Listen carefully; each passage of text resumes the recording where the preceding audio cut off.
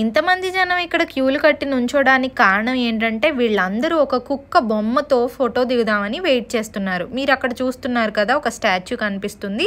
దీని పేరు వచ్చేసి హచ్చికో స్టాచ్యూ అంటారు. దీని ప్రత్యేకత ఏంటో మనం ఈ వీడియోలో చూద్దాం. ఈ డాగ్ పేరు వచ్చేసి హచ్చికో అన్నమాట. 1923వ సంవత్సరంలో ఇది పుట్టింది. దీన్ని టోక్యో యూనివర్సిటీలో పనిచేస్తున్న ఒక ప్రొఫెసర్ పెంచుకున్నారు. ప్రతిరోజు ఇద్దరు కలిసి ఇదే చోటికి వచ్చేవాళ్ళు అనమాట. ఇక్కడ షిబుయా స్టేషన్ అని ఉంటుంది. ఆ స్టేషన్ దగ్గర కుక్క ఆయన దిగబెట్టేసి వెళ్ళిపోయేది. మళ్ళీ తిరిగి వచ్చినప్పుడు ఇద్దరు కలిసి ఇంటికి తిరిగి వచ్చేవాళ్ళు. ఒక రోజు ఆ ప్రొఫెసర్ క్లాస్ చెప్తూనే సడన్ గా చనిపోవడం జరిగింది. సో దాంతో ఏమీ తెలియని హచ్చికో అక్కడే షిబుయా స్టేషన్ లో 9 సంవత్సరాలు ఎదురు చూసిన తర్వాత దానికి ఆరోగ్యం పాడైపోయి చనిపోయింది. హచ్చికో యొక్క లాయల్టీ అలాగే ప్రేమను గుర్తించిన జపాన్ గవర్నమెంట్ దీనికోసం ఒక స్టాచ్యూని నిర్మించింది అనమాట. అదే ఈ హచ్చికో స్టాచ్యూ. ఇది షిబుయా స్టేషన్ కి ఎదురుగానే ఉంటుంది. ప్రేమ లాయల్టీ ఎలా ఉంటాయో అందరికీ తెలియజేసిన ఈ హచ్చికో స్టాచ్యూ ఉండడం అందరికీ మంచిదని చెప్పేసి ఈ స్టాచ్యూని కట్టడం జరిగిందనమాట.